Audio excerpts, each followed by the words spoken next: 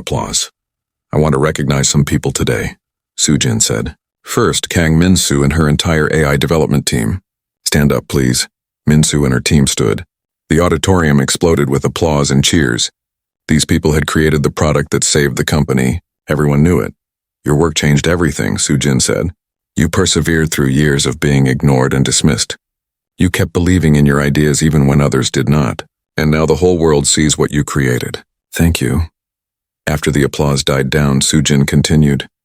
"I also want to recognize Lee Tae-sung. Stand up, please." Tae-sung stood, looking embarrassed. Tae-sung had an idea that could have stayed hidden. He could have kept it to himself, afraid it was not good enough. Instead, he took a risk.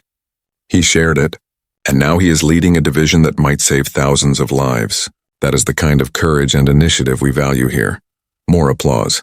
Tae-sung sat down quickly, his face red.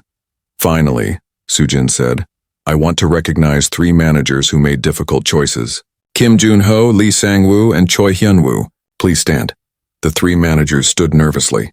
The room was quieter now. People remembered what these managers had been like under Morrison. 6 months ago, I gave these 3 men a choice.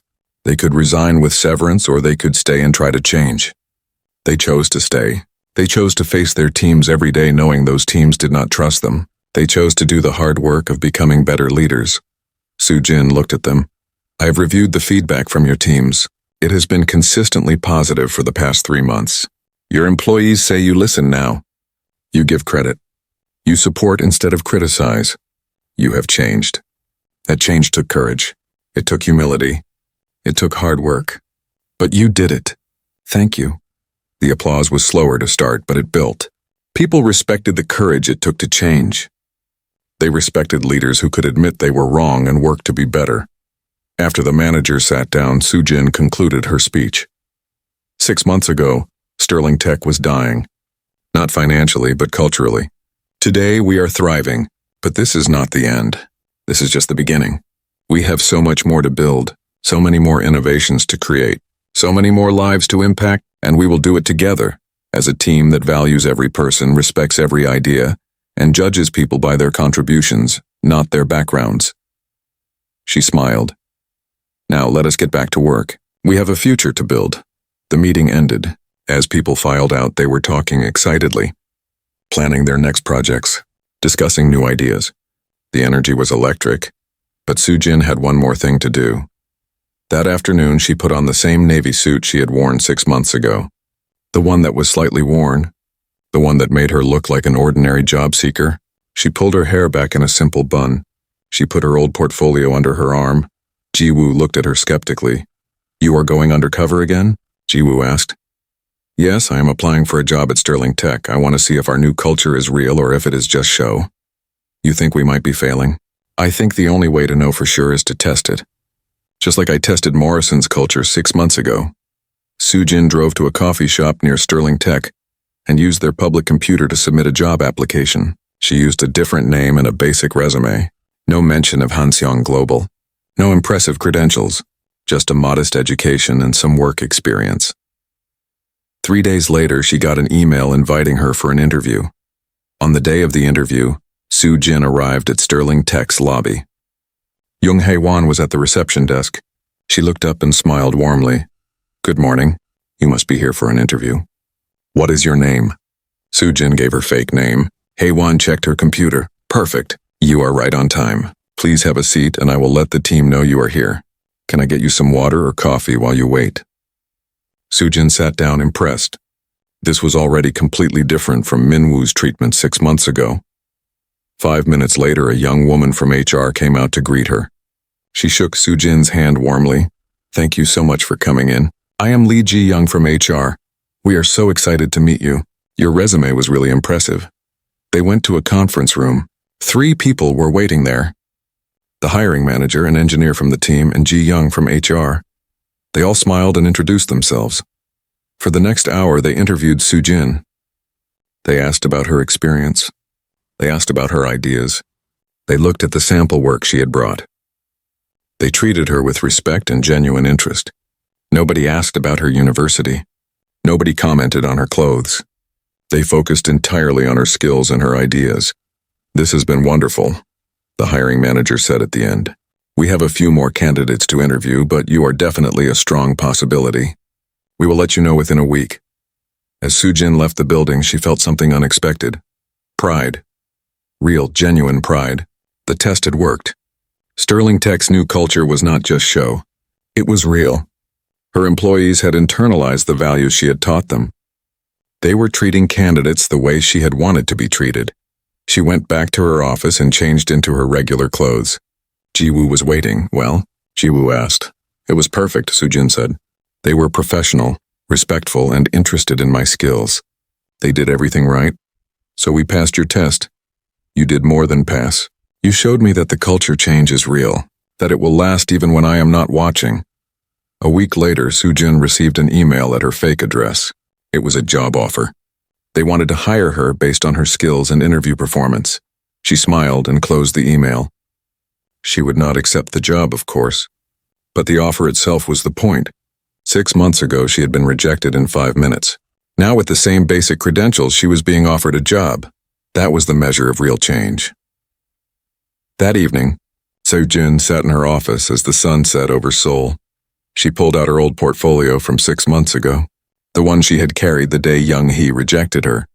Inside was the presentation she had prepared. The ideas that had never been seen. She looked at those ideas now and smiled.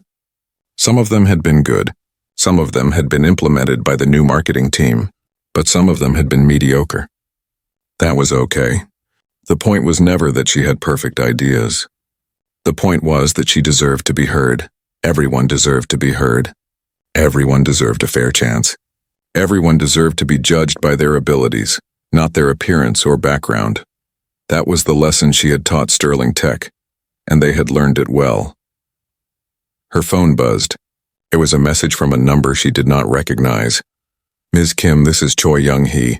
I wanted you to know that I have been working at a small nonprofit for the past 5 months. I help young people from poor backgrounds prepare for job interviews. I teach them that their background does not define their worth. I just wanted to say thank you for giving me a second chance. I am trying to be better. I hope I am succeeding." Sujin read the message twice. Then she typed a response. "Young-hee, I am proud of you. Real change is hard, but you are doing it. Keep helping those young people. They need someone who understands both sides of the story." She put down her phone and looked out at the city one more time. 6 months ago, she had been escorted out of this building through the back exit like trash. Today, she owned the building. She had transformed it. She had made it better. But more importantly, she had created something that would last, a culture where people were valued, where talent was recognized, where everyone had a fair chance. That was worth more than $2 billion. That was worth everything. Sujin gathered her things and left the office. Tomorrow would bring new challenges, new problems to solve, new injustices to fight, but tonight she would rest. She had earned it. The future was bright, and she had helped make it that way. 6 months had passed since Sujin walked into Sterling Tech as a rejected job applicant and walked out as its owner. The company she stood in now barely resembled the one she had taken over. The morning of the 6-month anniversary started like any other. Sujin arrived at 7 a.m. and did her usual walk through the building. But today the building was decorated. Banners hung from the ceiling celebrating the successful launch of the AI system. Photos of the development team were displayed in the lobby. Numbers showing the company's growth were projected on the walls. Sterling Tech's AI product had launched 4 months ago. Within the first month, they had signed 50 corporate clients. Within 3 months, they had 200. The technology did exactly what Min-soo had promised. It predicted market trends with remarkable accuracy. Companies using it were making better decisions, avoiding bad investments, finding opportunities their competitors missed. The revenue numbers were staggering. In 6 months, Sterling Tech had gone from losing money to being profitable. Stock value had increased by 40%. More importantly, the company had filed for 12 new patents. Innovation was not just back. It was exploding. But the numbers Sujin cared about most were different numbers. Employee retention was at 94%. That meant only 6% of employees had left in 6 months. In Morrison's last year, 60% had left. The difference was like comparing a healthy body to a dying one. Employee satisfaction surveys told an even better story. 87% of employees said they were proud to work at Sterling Tech. 92% said they felt their ideas were valued. 95% said they were treated with respect. These were the numbers that mattered. Happy employees created great products. Great products made money. Everything else followed from treating people well. Soo-jin stopped at the AI development floor. It was much bigger now. Min-soo's team had grown from 8 people to 25. They occupied an entire floor. The space was bright and open, with whiteboards covered in equations and screens showing data flowing in real time. Min-soo was already at work. She saw Soo-jin and waved her over. "Big day," Min-soo said, smiling. 6 months since everything changed. "How does it feel?" Soo-jin asked. "Like a dream I'm afraid to wake up from," Min-soo admitted. "I keep thinking something will go wrong, that this is too good to be true." "It is real," Soo-jin assured her. "You earned this. Your team earned this. The success is not luck. It is the result of brilliant work finally being recognized." "I have something to show you," Min-soo said. She pulled up a new screen. "Remember Taesung's earthquake prediction project?" "Of course. We have been developing it for the past 3 months. The accuracy is now up to 86%. We are in talks with the Korean government about implementing it as an early warning system. If it works, we could save thousands of lives." Soo-jin felt a rush of pride. This was why she did what she did. Not just to make money, to make a difference. To create companies that solved real problems and helped real people. "That is incredible," Soo-jin said. "Have you told Taesung?" "He knows. Actually, I promoted him last week. He is now head of the Social Impact Division. He is leading the earthquake project and developing similar systems for disease outbreak prediction and climate disaster warning." "You promoted him without asking me?" "You told me I had authority to make these decisions," Min-soo said. "Was I wrong?" "No," Soo-jin said, smiling. "You were exactly right. That is what I wanted. Leaders who take initiative, who recognize talent and reward it. You are becoming an excellent executive, Min-soo." Min-soo blushed. "Thank you. That means a lot coming from you." Soo-jin continued her walk through the building. She stopped at the old HR floor. Park Sung-min was in his office reviewing applications. He looked up and gestured for her to come in. "Good morning," Sung-min said. "I wanted to update you on the hiring numbers. We have received over 3,000 applications in the past 6 months. Our acceptance rate is 5%. We are being very selective." "How many of those 3,000 came from Sky universities?" Soo-jin asked. "About 40%, Sung-min said, which is consistent with the overall population. But here is the interesting thing. Of the people we actually hired, only 30% came from Sky universities. 70% came from other schools. We are finding excellent talent in places Morrison never bothered to look." "That is exactly what I wanted to hear," Soo-jin said. "What about the diversity numbers? Women now make up 42% of our technical staff, up from 18% under Morrison. We have employees from 15 different countries. We have people from wealthy backgrounds and people from poor backgrounds. We have created exactly the kind of diverse, talented team you wanted." Soo-jin nodded, satisfied. Diversity was not just about fairness. It was about excellence. Different perspectives led to better ideas. Better ideas led to better products. Companies that looked the same thought the same. Companies that valued diversity outperformed everyone else. At 9 a.m. there was an all-company meeting. The auditorium was packed again, but the energy was completely different from 6 months ago. Then people had been afraid. Now they were excited. Soo-jin took the stage. The room erupted in applause. She waited for it to die down, smiling. 6 months ago, Soo-jin began, I stood on this stage and told you about being rejected as a job applicant. I told you about the toxic culture that existed here. I told you that everything was going to change. People nodded, remembering that day. Today I want to talk about what has changed. And what has not changed. She clicked to show the first slide. It displayed the revenue growth, the employee retention numbers, the innovation metrics. The room burst into applause again. These numbers are incredible, Soo-jin said, but they are not the most important thing. Numbers measure results, but culture creates results. So let me tell you what has really changed. She clicked to the next slide. It showed quotes from recent employee surveys. I finally feel valued for my ideas, not my background. I suggested something in a meeting and people actually listened. I made a mistake on a project and my manager helped me fix it. Instead of blaming, Pierce recommended a friend for a job and she got hired based on her skills, not who she knows. This is the first job where I feel like I can be myself. These quotes, Sujin said, are what real success looks like, not just products that make money, but workplaces where people feel safe, valued, and respected, where talent is recognized wherever it comes from, where good ideas matter more than good connections. She paused. But I said some things have not changed. That is also true. Our standards have not changed. We still expect excellence. We still demand hard work. We still fire people who cannot do their jobs. The difference is that now we judge people fairly. We give everyone the same chance to succeed or fail based on their own merit. 3 weeks had passed since Sujin took over Sterling Tech. The building felt different now. Not just in small ways, in everything.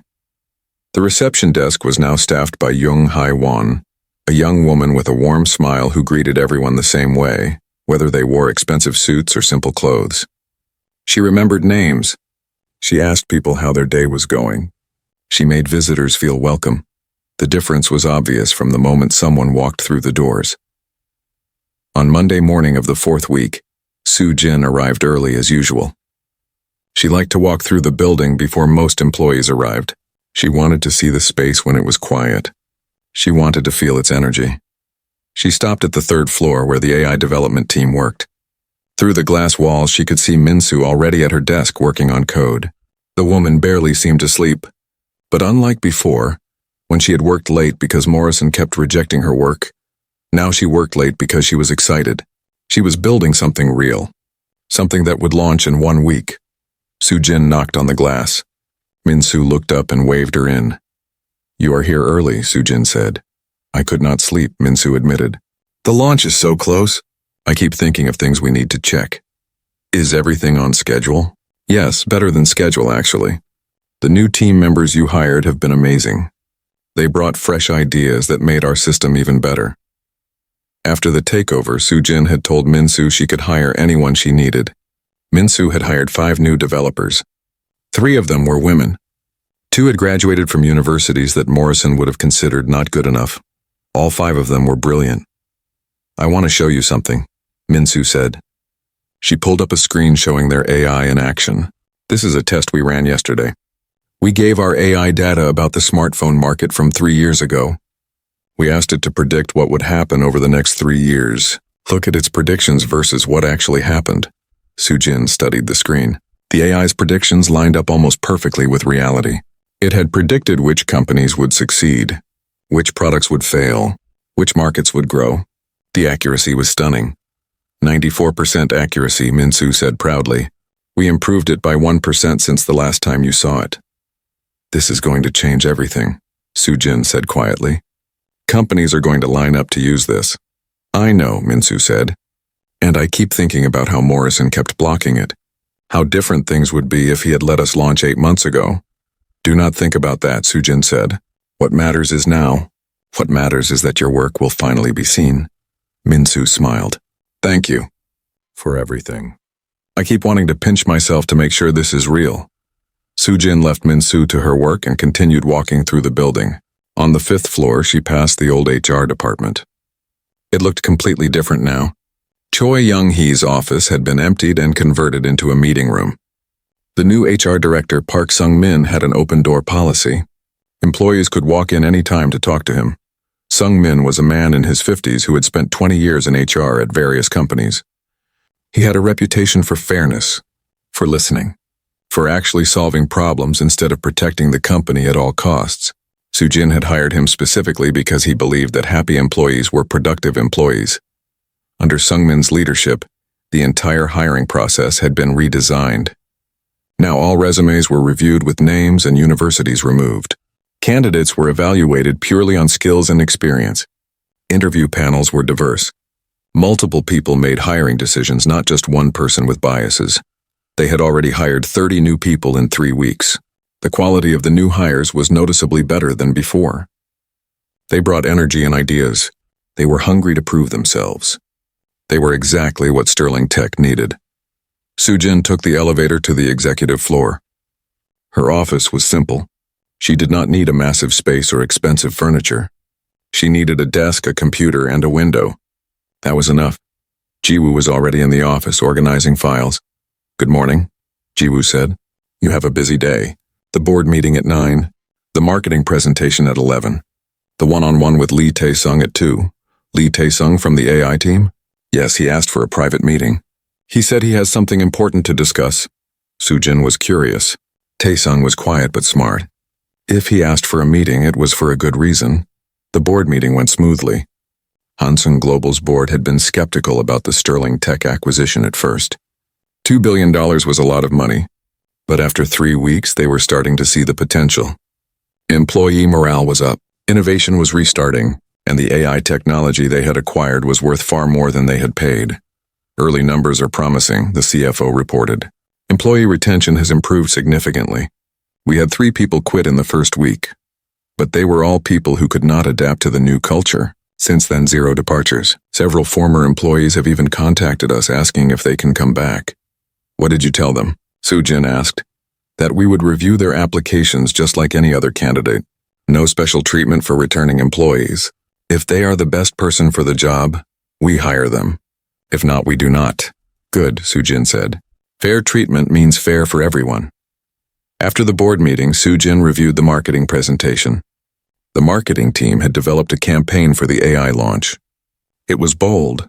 It positioned Sterling Tech as innovators who had been held back but were now unleashed. The tagline was, "The future was always here, now you get to see it." Soo-jin approved it immediately. It was honest. It acknowledged the past without dwelling on it. It focused on the future. At 2 p.m., Lee Tae-sung came to her office. He was 26 years old, tall and thin, with nervous energy. He sat down across from Soo-jin and fidgeted with his hands. "Thank you for meeting with me," he said. "Of course. What did you want to discuss?" Tae-sung took a breath.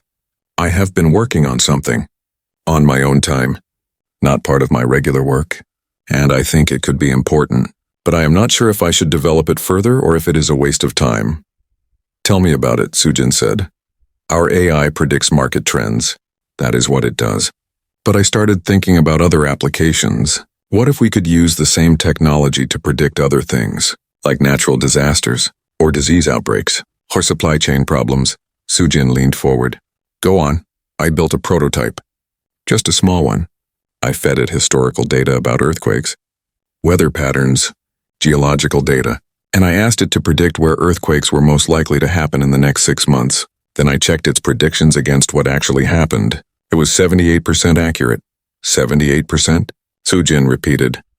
"I know that is not as good as our market predictions, but this is just a prototype. With more data and more refinement, it could get better.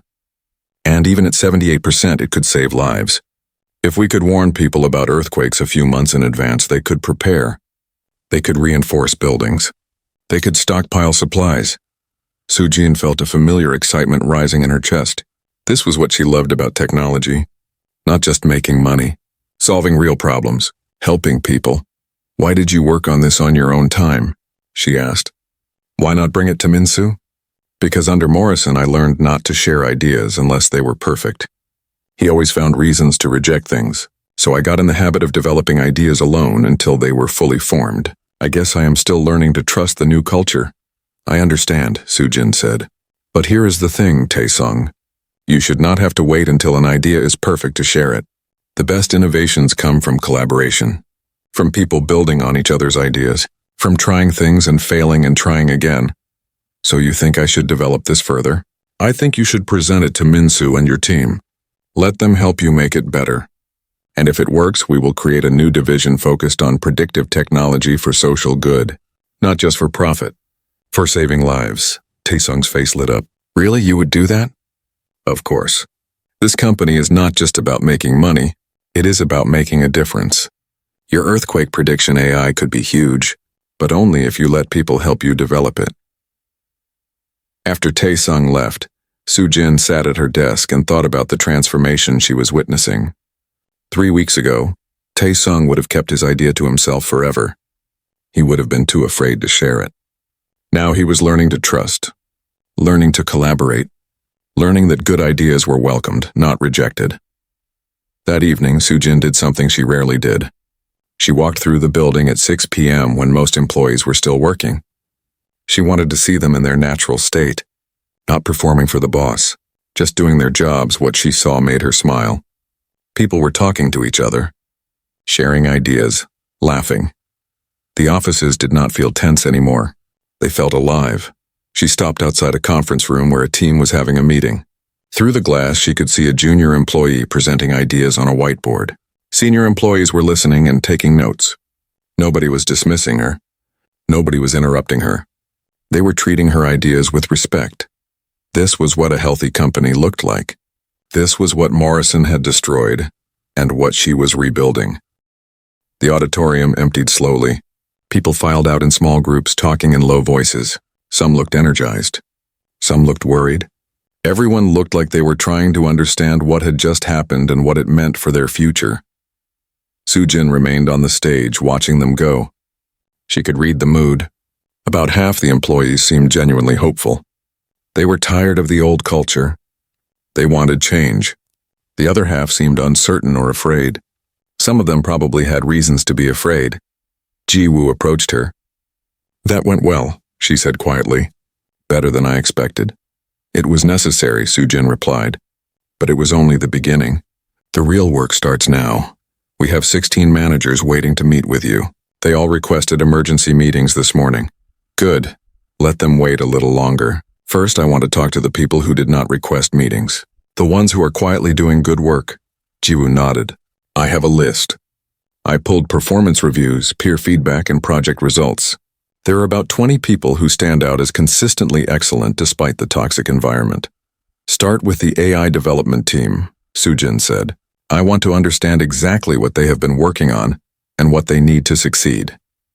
30 minutes later, Soo-jin was in a conference room with the AI development team. There were 8 people total, and they all looked nervous. Their team leader, a woman named Kang Min-soo, sat at the head of the table.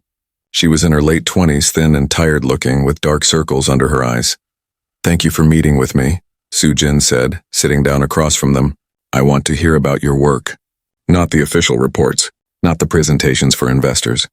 I want to hear what you are really doing and what challenges you are facing." The team members looked at each other uncertainly. Finally, Min-soo spoke. "Can I be honest?" she asked. "Please," Soo-jin said. "Our work has been blocked for 8 months," Min-soo said. The words came out in a rush, like she had been holding them back for a long time. "We developed a breakthrough in predictive AI. It can analyze market data and predict trends with 93% accuracy. We tested it. We verified it. We were ready to launch. So what happened?" Soo-jin asked. "Morrison happened," Min-soo said bitterly. "We presented our work to him. He said it was interesting but needed refinement. He told us to keep working on it. So we did. We made it better. We presented it again. He said the same thing. Keep working on it. This happened 5 times. Why would he block good work?" Soo-jin asked, though she suspected she already knew the answer. One of the other developers, a young man named Lee Tae-sung, spoke up. Because he did not understand it. And he was too proud to admit that. So instead of launching something he did not fully understand, he just kept delaying it. "We also think," Min-soo added carefully, "that he was uncomfortable taking advice from a woman. Every time I presented, he would ask my male colleagues if they agreed with my analysis, like he needed their permission to believe me." Soo-jin felt anger rising in her chest, but she kept her voice calm. "Show me your work. I want to see everything." For the next hour, Min-soo and her team walked Soo-jin through their AI development. They showed her the algorithms. They showed her the testing data. They showed her real-world applications. And Soo-jin, who had built her first fortune on seeing potential before others did, immediately understood what she was looking at. This was not just good. This was revolutionary. This AI could change how businesses made decisions. It could predict market crashes. It could identify opportunities before competitors saw them. It could save companies millions of dollars in bad investments. And it had been sitting unused for 8 months because Morrison was too insecure to launch it. "This is brilliant," Soo-jin said. "Absolutely brilliant." Min-soo's eyes filled with tears. "You really think so?" "I do not just think so, I know so. I have been in this industry for 15 years and I have never seen anything like this. You and your team are not just good at your jobs, you are exceptional." The team members looked at each other with something like disbelief. They had been told their work needed refinement so many times that they had started to believe it was not good enough. How soon can you prepare this for launch? Sujin asked. Launch? Min-soo repeated. You mean actually launch it? Yes, to real customers, to the market. Min-soo thought for a moment. 2 weeks. Maybe 3. We need to finalize the user interface and prepare the documentation. You have 3 weeks, Sujin said. Whatever resources you need, you will get them. Whatever support you need, you will have it. And when this launches, your team will get full credit. Your names will be on it. The press will interview you. Everyone will know this was your work. Min-soo started crying for real now. So did 2 other team members. They had spent months being ignored and dismissed. Now suddenly someone saw them. Someone valued them. Someone believed in them. There is one more thing, Sujin said. Kang Min-soo, you are now Vice President of AI Development. Your team reports directly to me. You have the authority to hire, to spend budget, and to make decisions without waiting for approval from 6 different managers. Min-soo stared at her. I am 28 years old. I have only been here for 3 years. And you created something that could define this company's future, Sujin said. Age and seniority mean nothing compared to results. You earned this position. Take it. Min-soo nodded, wiping her eyes. Thank you. Thank you so much. Do not thank me yet, Sujin said with a small smile. Being VP means you will work twice as hard, but you will also have the power to make real changes. Use it well. After the AI team left, Jiwoo brought in the next group. This meeting was very different. 6 managers filed into the conference room looking defensive and afraid. Sujin had reviewed their files. All 6 had complaints against them. All 6 had high turnover in their departments. All 6 had reputations for taking credit for their team's work. Gentlemen, Sujin said, only one woman had been a manager under Morrison, and she had already resigned that morning. Let us be direct. I know about the complaints. I know about the problems in your departments. I know you are worried about your jobs. You should be. One of them, a middle-aged man named Kim Jun-ho, spoke up. Those complaints were all investigated and dismissed. They were dismissed by Morrison without real investigation, Sujin corrected. I have read every single complaint. I have also read your employees' exit interviews. 15 people quit from your departments in the past year alone. They all told the same story. You take credit for their work. You block their promotions. You play favorites. You create hostile work environments. That is not fair, another manager protested. Managing is difficult. You cannot please everyone. You are right, Sujin agreed. You cannot please everyone. But there is a difference between making hard decisions and being cruel. There is a difference between demanding excellence and crushing people's spirits. You 6 have consistently chosen cruelty over fairness. You have driven away good employees. You have damaged this company. The room was silent. The managers knew they were beaten. They had no defense. However, Sujin said, I believe in second chances. Not for everyone. Young-hee and Min-woo were cruel without cause. But you 6 are different. You were following the culture Morrison created. You thought that was how managers were supposed to act. So I am giving you a choice. They leaned forward, hope appearing on their faces. Option 1, Sujin said. Resign now. I will give you a severance package and a neutral reference. You can find another job where the culture matches your style better. What is option 2? Junho asked. Option 2 is you stay, but everything changes. You will attend management training. You will have mentors assigned to you. Your departments will be monitored closely. Any sign of the old behavior and you are fired immediately. No second warnings. No excuses. And you will have to rebuild trust with your teams, which will be hard. Some of them will never trust you. Some of them will be angry that you were given another chance. You will have to prove yourself every single day. She paused. Option 1 is easier. Option 2 is harder but gives you a chance to be better. Think about it. You have until tomorrow morning to decide. If you choose option 2 and then fail, you will be fired without severance. So choose carefully. The managers left looking thoughtful. Sujin knew at least 3 of them would resign. The other 3 might try to change. Time would tell if they succeeded. The rest of the day was a blur of meetings. Sujin met with the finance team, the marketing team, the operations team. She met with junior employees who had ideas they had never been allowed to share. She met with mid-level managers who had been holding their departments together through sheer determination. She met with people who were relieved and people who were scared and people who were cautiously hopeful. By 6 p.m., Sujin was exhausted. But there was one more meeting she needed to take. Young-hee had requested to see her before she left the building. Why would I meet with her? Sujin asked Ji-woo. Because she is broken, Ji-woo said quietly. And maybe she needs to understand why. Not for her sake. For yours. So you can close this chapter completely. Sujin thought about it, then nodded. 5 minutes. Young-hee was brought to Sujin's temporary office. She had been crying for hours. Her makeup was ruined. Her eyes were red and swollen. The silence in the auditorium was so complete that Sujin could hear the air conditioning humming. 500 pairs of eyes stared at her. Some looked shocked. Some looked confused.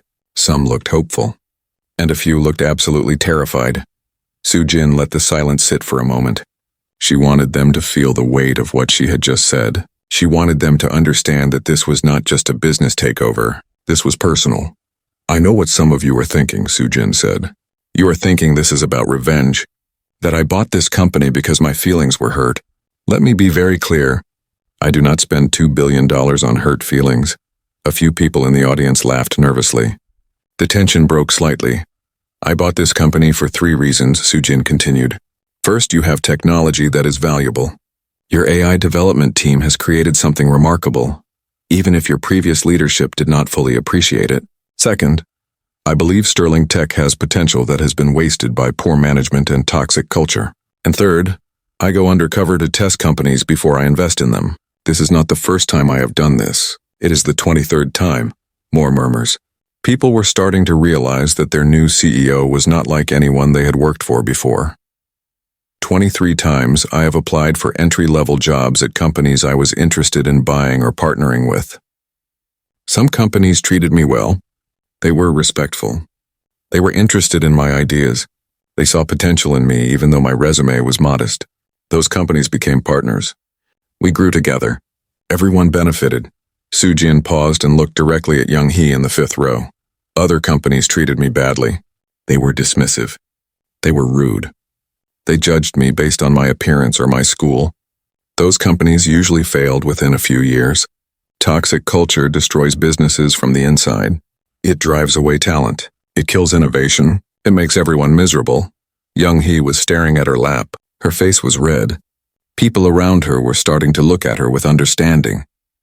She was the HR manager. She was the one who had rejected their new CEO. Sterling Tech is different, Sujin said. You have not failed yet. You have valuable technology and talented people, but you are on the wrong path. Yesterday's experience was just a symptom of a much bigger problem. So today we are going to start fixing that problem. Sujin nodded to Ji-woo, who pressed a button on her tablet. The large screens on either side of the stage lit up with data. This is Sterling Tech's employee turnover rate for the past 3 years, Sujin said. 60% annual turnover. That means 6 out of every 10 people who work here quit or get fired within a year. That is not normal. That is catastrophic. The numbers on the screen were shocking. People shifted uncomfortably in their seats. Many of them had watched friends and colleagues leave.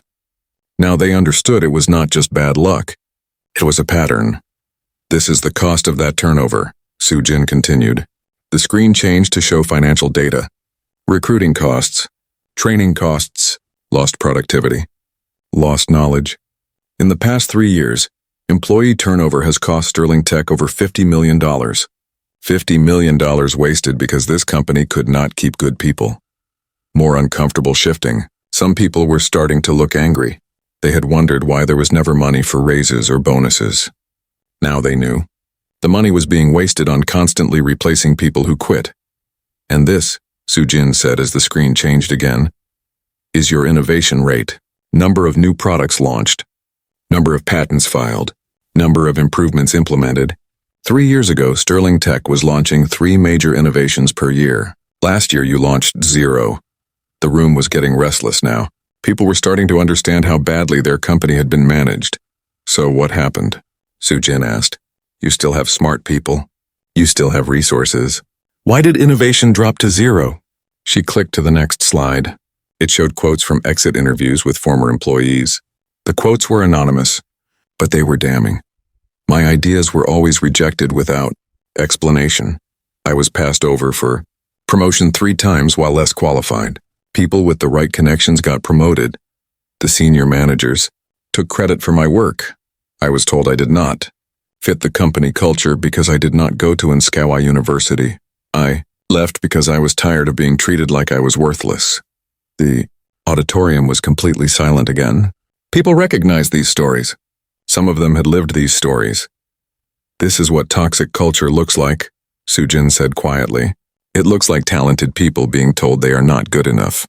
It looks like good ideas being ignored because they came from the wrong person. It looks like people leaving because they know they will never be valued here no matter how hard they work. She paused and took a breath. But here's the important thing. This culture did not happen by accident. It was created by specific people making specific choices. James Morrison, your former CEO, believed that only certain kinds of people deserve to work here. Only people from the right schools. Only people with the right background. Only people who fit his narrow definition of what a sterling tech employee should look like. Sujin's voice got harder. He was wrong, and his failure to see talent in all its forms cost this company millions of dollars and countless opportunities. So this morning, at 8 a.m., James Morrison was removed from this company. He will not be coming back. A few people started clapping, then more joined. Within seconds, half the auditorium was applauding. The other half looked uncertain, but nobody was defending Morrison. Nobody was sad to see him go. Sujin waited for the applause to die down. But Morrison did not act alone, she said. He had help. He had managers and employees who shared his beliefs, who enforced his rules, who made other people feel small so they could feel big. Young-hee felt like she was going to be sick. She knew what was coming. She knew she was about to be exposed in front of everyone. Yesterday I met with your HR manager, Choi Young-hee, Sujin said. She did not point at Young-hee, but everyone knew where she was sitting. People turned to look at her. She told me I did not fit Sterling Tech's corporate culture. She told me my university was not good enough. She did not even look at my presentation. She dismissed me in less than 5 minutes. Young-hee wanted to stand up and apologize. She wanted to explain. But her legs would not work. She was frozen in her chair. I was curious about Ms. Choi, Sujin continued. So my team pulled her employment records. We looked at every person she hired in the past 3 years. We looked at every person she rejected, and we found a very clear pattern. The screens changed to show data, pie charts showing the backgrounds of people Young-hee had hired versus people she had rejected. 92% of the people Ms. Choi hired came from Sky universities. 8% came from other schools. Of the people she rejected, 78% were qualified for the positions. They had the right skills and the right experience, but they did not have the right background. The anger in the room was growing. People were starting to understand how many talented colleagues they had never met because Young-hee had rejected them at the door. We also found something else, Sujin said. We found complaints. 23 formal complaints filed against Ms. Choi in the past 2 years. Complaints about discrimination, about bias, about unfair treatment. All 23 complaints were dismissed by James Morrison without investigation. Young-hee's hands were shaking so badly she had to clasp them together. People around her were staring at her with anger and disgust. She had cost them friends. She had cost them colleagues. She had cost them the chance to work with talented people who could have made their jobs easier and their projects better.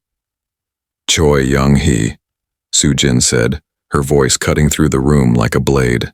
Please stand up. Young-hee could not move. A security guard appeared at her row and gestured for her to stand. On shaking legs, she rose from her chair. Do you have anything to say? Sujin asked. Young-hee opened her mouth. Nothing came out. What could she say? She had done everything Sujin accused her of. It was all true. I was following company policy, Young-hee finally whispered. Her voice was so quiet that people leaned forward to hear. Mr. Morrison wanted a certain kind of employee. I was just doing my job. You were not doing your job, Sujin said coldly. Your job was to find the best talent for this company. Your job was to give everyone a fair chance. Your job was to build a team that could innovate and succeed. Instead, you rejected talented people because they did not match your prejudices. You wasted this company's resources. You damaged its culture. You hurt its future. Young-hee started to cry. Not quiet tears. Loud gasping sobs. The kind of crying that comes when you realize you have destroyed your own life. Choi Young-hee, you are fired, Soo-jin said. Effective immediately. Security will escort you from the building. You have 1 hour to collect your personal items. 2 security guards appeared at Young-hee's row. She stumbled out of her seat and followed them up the aisle. 500 people watched her go. Nobody said anything. Nobody looked sympathetic. She had created this moment with her own choices. When Young-hee was gone, Soo-jin turned back to the crowd. Now, she said, let us talk about the receptionist. At exactly 6 o'clock in the morning, James Morrison's phone started ringing. He was still in bed, still half asleep. He reached for the phone on his nightstand and squinted at the screen. It was his secretary calling. This better be important, Morrison said, his voice rough with sleep. Sir, you need to check your email right now, his secretary said. Her voice was shaking. Something has happened. Something big, Morrison sat up. What are you talking about? Just check your email, please. Morrison hung up and opened his email app. At the top of his inbox was a message with the subject line, Urgent, Change in Corporate Ownership. It was from a law firm he had never heard of. He opened it and started reading. His face went from confused to shocked to pale white in the space of 30 seconds. The email informed him that Hansung Global, through various subsidiaries and investment vehicles, now owned 78% of Sterling Tech Corporation. As the majority shareholder, Hansung Global was exercising its right to restructure company leadership. Effective immediately, James Morrison was removed as CEO. His access to company systems would be terminated at 8 a.m. Security would escort him from the premises at that time. Morrison dropped his phone. This was impossible. Hansung Global? That company had tried to partner with Sterling Tech months ago, and he had rejected them. How could they own his company? When did this happen? He grabbed his phone and called his CFO, David Kim. Did you see the email? Morrison asked. I am looking at our stock records right now, David said. His voice was tight. It is real, James. They bought shares through at least 15 different shell companies. They have been doing it for 2 years. Nobody caught it because the purchases were small and spread out. But in the last 12 hours, they moved fast. They bought out 3 major shareholders. We never saw it coming. Can we fight this? Morrison demanded. Fight what? They own the company. Legally, everything is clean. They followed every rule. There is nothing to fight. Morrison felt like the floor was dropping out from under him. What about the board? Can they stop this? The board works for the shareholders now, David said. And Hansung Global is the shareholder. James, it is over. We lost. Morrison ended the call and threw his phone across the room. He had built Sterling Tech for 8 years. He had made it profitable. He had developed technology that was worth billions. And now in one night, it was all gone. His phone rang again. He walked across the room to pick it up. It was his lawyer. I heard what happened, the lawyer said. James, I am sorry, but there is nothing we can do. The takeover is legal. You need to comply with their instructions. So I just let them kick me out of my own company? It is not your company anymore, the lawyer said quietly. It is theirs. If you cause problems, they can sue you. Just take the severance package they are offering and walk away. Morrison hung up without saying goodbye. He sat on the edge of his bed and stared at the wall. 8 years of work. Gone in one night. At the same time, across the city, Choi Young-hee was also waking up to a changed world. She checked her email while drinking her morning coffee and nearly dropped the cup when she saw the company-wide message. The message was short and professional. It announced that Hansung Global had acquired controlling interest in Sterling Tech. It assured all employees that their jobs were safe during the transition. It informed everyone that the new CEO would introduce herself at a mandatory all-staff meeting at 10 a.m. Young-hee read it 3 times. New CEO. Herself. A woman. Young-hee had worked at Sterling Tech for 6 years. She had helped Morrison build the corporate culture he wanted. She had hired the right kind of people. She had maintained the company's image. She had done everything Morrison asked, and now there was a new CEO who might see things differently. Young-hee tried to tell herself it would be fine. She was good at her job. She followed the rules. The new CEO would recognize her value. But deep in her stomach, she felt something cold and heavy. Fear. At the reception desk, Park Min-woo arrived for work at 7:30. He liked getting to work early. It made him feel important. He was scrolling through his phone when his manager called him into her office. Did you see the email about the takeover? his manager asked. Yeah, Minwoo said, shrugging. Some new company bought us, so what? They said our jobs are safe. His manager looked at him carefully. Minwoo, you need to be very careful today. New management means new rules. That attitude of yours? That might not work anymore. What attitude? Minwoo asked, genuinely confused. His manager sighed. Just be professional today. Be polite to everyone. Do your job and keep your head down. Minwoo left the office confused. He was always professional. He did his job fine. Why was everyone acting so worried? At 8 o'clock, security guards arrived at Morrison's office. He had come in early, hoping to fight back somehow, but there was nothing to fight. The guards were polite but firm. They watched as he packed his personal items into a box. They escorted him to the lobby. They walked him out the front door. Employees watched him leave. Some looked shocked. Some looked satisfied. Morrison had not been a popular CEO. He had been demanding and cold. He had played favorites. People had feared him, but they had not respected him. Now he was gone, carrying a cardboard box and walking to his car like any other fired employee. At 9 o'clock, Soo-jin arrived at Hansong Global headquarters. She met with Ji-woo and her legal team for a final briefing. Morrison is gone, Ji-woo reported. He left quietly. No drama. Good, Soo-jin said. What about the all-staff meeting? Everyone will be in the main auditorium at 10. We have confirmed attendance. Everyone is required to be there. Including Choi Young-hee and Park Min-woo?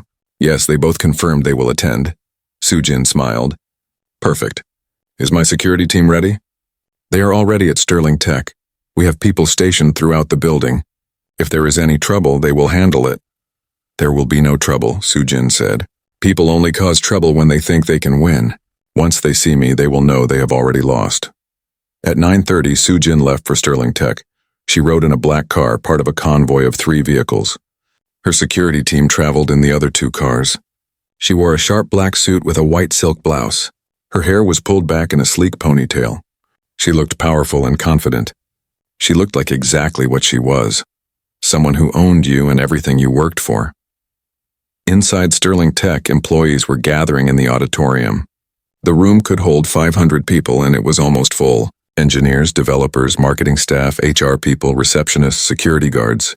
Everyone was there. They talked in low, nervous voices. Nobody knew what to expect. Some people were excited. Change might mean opportunity.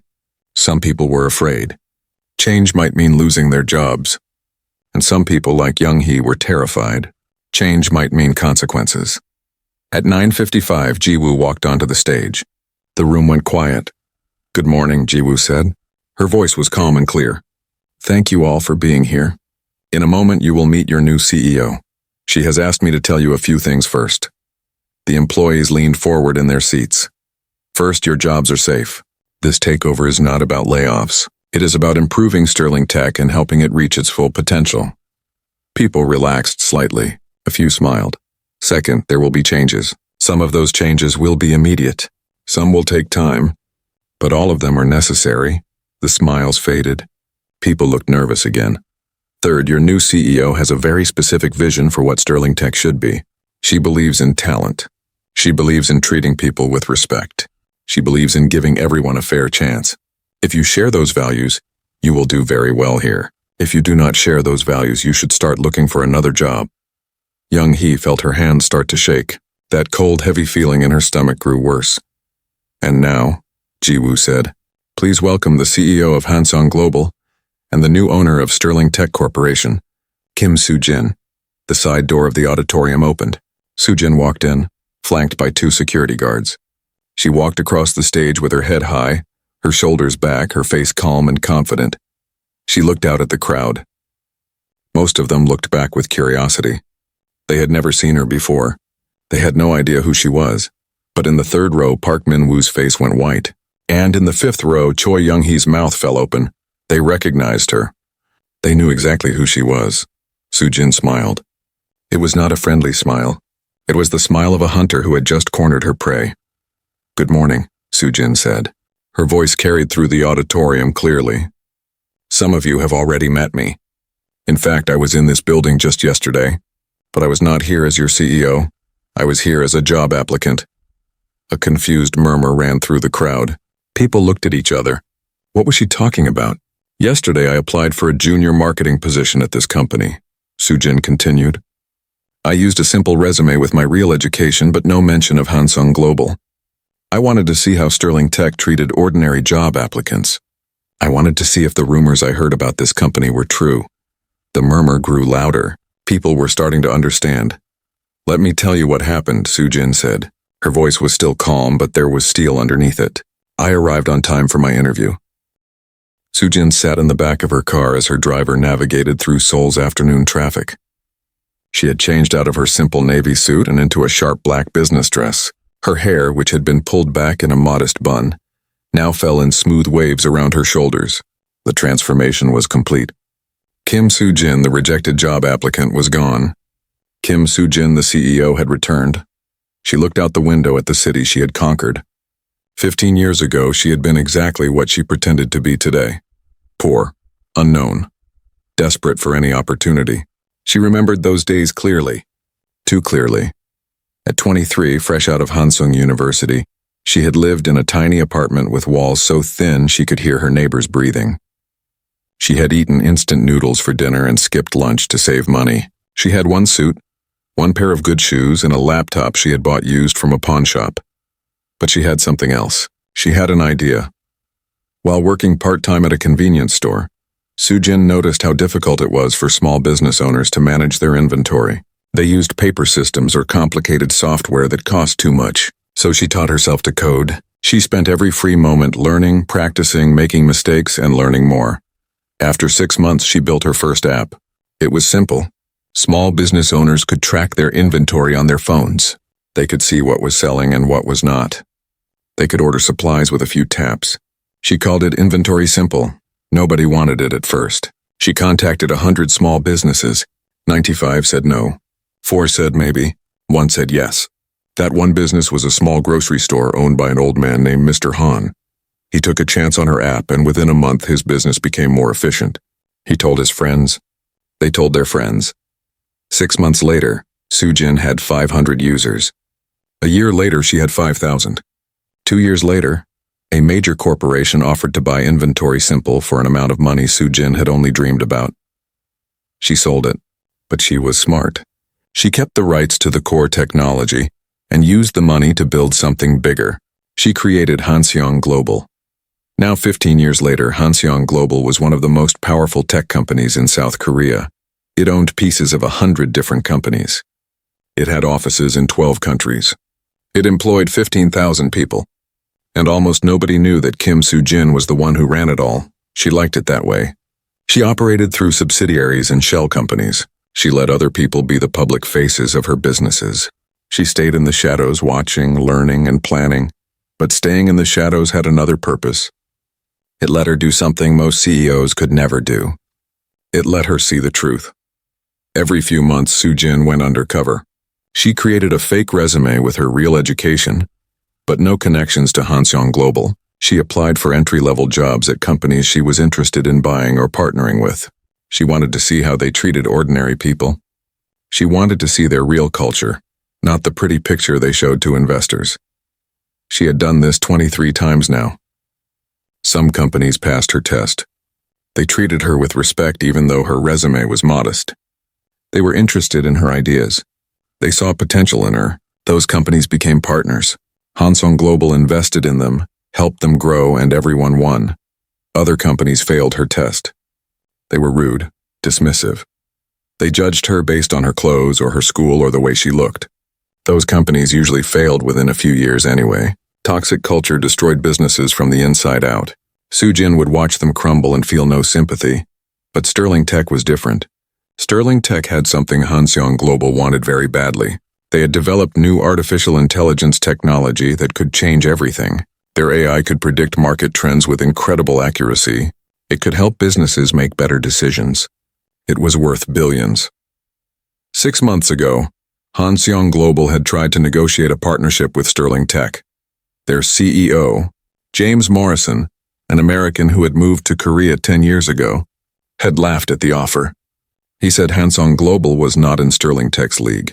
He said they should focus on their little apps and leave the real technology to the professionals. Morrison did not know he was insulting the very person who could destroy him. After that meeting, Soo-jin started hearing stories. Former Sterling Tech employees talked about discrimination, about favoritism, about how the company only hired people from certain schools and certain backgrounds, about how ideas from junior employees were ignored or stolen by senior managers. So Soo-jin decided to see for herself. She created her simple resume. She applied for a junior marketing position. And she got exactly what she expected. No, she got worse than she expected. The car pulled up to Hansong Global's headquarters, a sleek building in Gangnam. Soo-jin walked through the lobby where employees bowed respectfully. She took the private elevator to the top floor where her office overlooked the entire city. Lee Ji-woo was waiting for her. Ji-woo had been Soo-jin's assistant for 7 years. She was brilliant, loyal, and completely ruthless when necessary. She handed Soo-jin a tablet. "The Sterling Tech files," Ji-woo said. "Everything is ready." Soo-jin scrolled through the information. Over the past 2 years, Hansong Global had quietly purchased Sterling Tech stock through various shell companies. Different names, different accounts. Nobody at Sterling Tech knew that Hansong Global owned 45% of their company. "Can we get to 51%? Soo-jin asked. Ji-woo nodded. "We have been talking to 3 major shareholders. They are unhappy with Morrison's management. Sterling Tech stock has dropped 20% this year. Innovation is down. Employee turnover is up. They want out. How much will it cost? $2 billion. Maybe more if we have to move fast." Soo-jin looked out the window at the city lights. $2 billion. It was a lot of money. But it was worth it. Not just for the AI technology. For the lesson, do it, Soo-jin said. "Contact the shareholders now. I want controlling interest before the market opens tomorrow. And Ji-woo, I want it to be a surprise. Complete surprise. Morrison should wake up tomorrow morning and find out he no longer controls his own company." Ji-woo smiled. It was not a warm smile. "It will be my pleasure." "One more thing," Soo-jin said. "I want a complete file on Choi Young-hee, their HR manager, and Park Min-woo, the receptionist. Employment history, performance reviews, everything. You want them fired?" "I want to know who they are first," Soo-jin said. "I do not fire people out of revenge. I fire people who deserve it. But if they have a history of treating people badly, then yes, they are gone." Ji-woo left to make the calls. Soo-jin sat at her desk and opened her old portfolio, the one she had carried to Sterling Tech that morning. She looked at her presentation. The ideas she had prepared, they were good ideas. Really good. Sterling Tech could have used them, but Choi Young-hee had not even looked at them. She had decided in 30 seconds that Soo-jin was not worth her time. She had judged her based on her university, her clothes, and her lack of connections. Soo-jin had built an empire from nothing. She had taught herself to code in a tiny apartment. She had eaten noodles for months to save money for her business. She had been rejected 100 times before someone gave her a chance. She knew exactly how it felt to be dismissed, to be told she was not good enough, and she had promised herself that when she had power, she would use it to fight against people like Young-hee. People who judged others by their appearance instead of their abilities. People who wasted talent because it came in the wrong package. Her phone buzzed. It was Ji-woo. "First shareholder agreed," the message said. 8%. "Moving to the second one now." Soo-jin texted back. "Good. Keep me updated." Over the next 6 hours, Soo-jin worked in her office while Ji-woo negotiated with shareholders. One by one, they agreed to sell. Some wanted higher prices. Hansong Global paid them. Some wanted guarantees about their other investments. Hansong Global gave them. By 11 o'clock at night, the deal was almost done. Ji-woo came into Soo-jin's office at 11:45. She looked tired but triumphant. "We have it," she said. 78%. Complete control. "The paperwork is being filed now. By law, Sterling Tech must be notified by 6 a.m. tomorrow morning. And Morrison? He will receive a formal letter at 6 a.m. informing him that his services are no longer required. Security will escort him from the building at 8 a.m. Soo-jin nodded. "What about the employees? The regular workers who did nothing wrong? I have prepared a company-wide email. It will go out at 6 a.m. It will announce the change in ownership and assure all employees that their jobs are safe. It will also announce a mandatory all-staff meeting at 10 a.m. "Perfect," Soo-jin said. "I will lead that meeting myself." Ji-woo raised her eyebrows. "You are going to reveal yourself?" "Oh yes," Soo-jin said.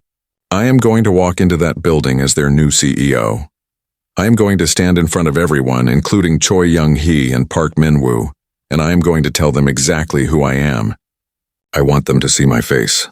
I want them to remember rejecting me, and then I am going to show them what happens when you treat people like garbage. They are going to panic, Ji-woo said. Good, Soo-jin replied. Fear makes people honest, and I need to know who at Sterling Tech is worth keeping and who needs to go. Kim Soo-jin stood outside the tall glass building and took a deep breath. Sterling Tech Corporation's headquarters reached up into the gray Seoul sky like a steel giant. She looked down at her worn black shoes and brushed invisible dust from her simple navy suit. The suit was 5 years old, but it was clean and pressed. It was the best she had. She walked through the revolving doors into the bright lobby. Everything inside was white marble and chrome. Her footsteps echoed on the polished floor. A massive chandelier hung from the ceiling, throwing little rainbows of light across the walls. Soo-jin felt small in this space. The reception desk sat in the center of the lobby like a throne. Behind it sat a young man in an expensive suit. His name tag read Park Min-woo.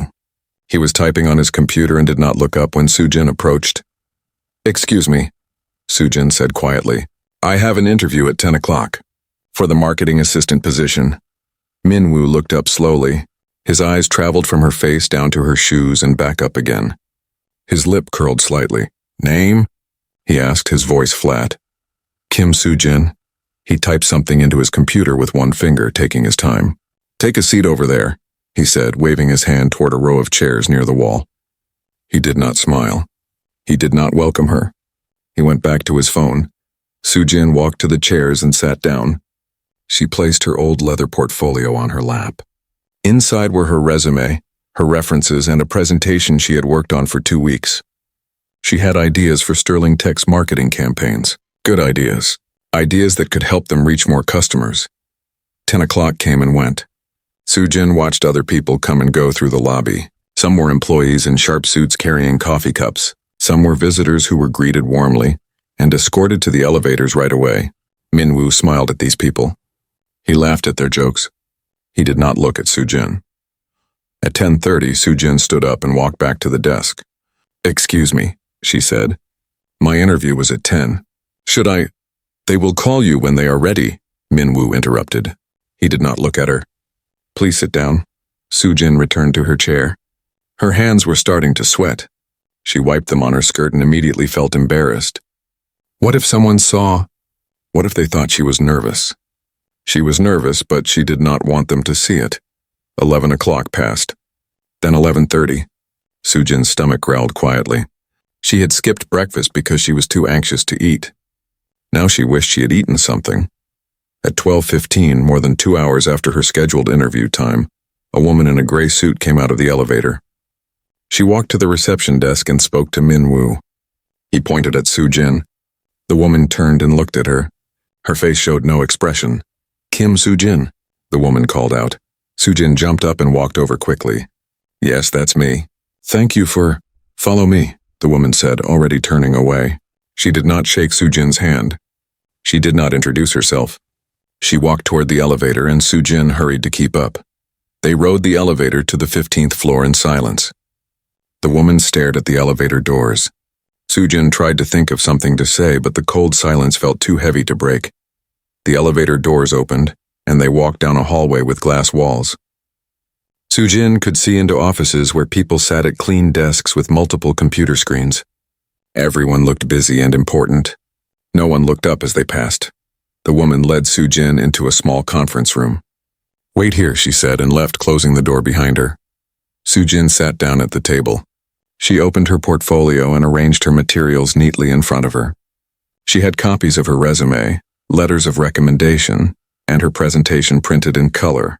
She had spent her own money at a print shop to make it look professional. 5 minutes later, the door opened. The same woman came in carrying a folder. She sat down across from Soo-jin and opened the folder. Inside was Soo-jin's resume. I am Choi Young-hee, Human Resources Manager, the woman said. She did not smile. She looked at the resume for a few seconds, then looked up at Soo-jin. I see you graduated from Hansung University. Yes, Soo-jin said, trying to smile. I studied business and marketing. I graduated with honors and Hansung University is not a top-tier school, Young-hee interrupted. Her voice was flat, like she was stating a simple fact. Sterling Tech usually hires from Sky Universities. Seoul National Korea Yonsei. You understand? Soo-jin felt her face grow hot. I understand, but my grades were excellent and I have real-world experience. I worked for 2 small companies and helped them increase their social media engagement by small companies, Young-hee repeated. She looked down at the resume again. Yes, I see that. Small companies are very different from a corporation like Sterling Tech. We have standards. Soo-jin's hands gripped the edge of the table. I have prepared a presentation, she said, reaching for her materials. If you would just look at my ideas for... Young-hee held up her hand. That will not be necessary. She closed the folder. Miss Kim, I will be honest with you. You do not fit the profile we are looking for. Sterling Tech has a certain image. Our employees represent our brand. They come from the best schools. They have the right connections. They understand our corporate culture. But I can learn, Soo-jin said. Her voice came out smaller than she wanted. I am a hard worker. If you just give me a chance. Our corporate culture is not something that can be learned, Young-hee said. She stood up. It is something people either have or they do not have. I am sorry you wasted your time coming here today. This interview is over. Soo-jin sat frozen in her chair. You are not going to interview me? At all? I just did, Young-hee said. She walked to the door and opened it. We will keep your resume on file. If something suitable opens up, we will contact you. Do not call us, Soo-jin stood up slowly. Her legs felt weak. She gathered her materials with shaking hands and put them back in her portfolio. The presentation she had spent weeks on. The ideas she had been so proud of. None of it mattered. Young-hee was already in the hallway walking away. Soo-jin followed her back to the elevator. They did not speak. When the elevator doors opened in the lobby, Young-hee turned to Min-woo at the reception desk. Call security, she said. Escort Miss Kim out through the back exit. We have other candidates coming in, and I do not want any awkwardness in the lobby. Min-woo nodded and picked up his phone. Soo-jin felt her eyes start to burn with tears, but she forced them back. She would not cry, not here. Not in front of these people. A security guard appeared and gestured toward a hallway to the left. This way, miss, he said. His voice was not unkind, but the humiliation burned through Soo-jin like fire. She was being removed like trash, like she was something that might contaminate their beautiful lobby. The back exit led to an alley behind the building. The door closed behind her with a heavy click. Soo-jin stood in the alley between the dumpsters and the loading dock. This was how they saw her. This was what she was worth to them. She walked out of the alley and down the street until she found a bus stop. She sat down on the bench and finally let herself feel everything. The anger, the shame, the hurt. She had worked so hard. She had prepared so much. And they had thrown her away without even looking at what she had to offer. Her phone rang. Soo-jin pulled it from her bag and saw the name on the screen. It was Lee Ji-woo, her assistant. She answered. Ms. Kim, Ji-woo said. I have been trying to reach you. The Sterling Tech situation. The board is waiting for your decision on the acquisition. Soo-jin looked back at the tall glass building down the street. She thought about Young-hee's face. She thought about Min-woo's sneer. She thought about being escorted out like garbage. Move forward with the acquisition, Soo-jin said. Her voice was steady now, cold, all of it. Every single share we can get. I want controlling interest by tomorrow morning. All of it? Ji-woo asked. That will be aggressive, expensive. I do not care about the cost, Soo-jin said. They want to talk about corporate culture? About who fits and who does not fit. Tomorrow I will show them what corporate culture really means. Prepare the takeover documents. I will be at the office in 30 minutes. She ended the call and stood up. The tears were gone. The hurt was still there, buried deep, but on top of it was something harder, something sharp. Tomorrow she would walk back into that building. But tomorrow everything would be different.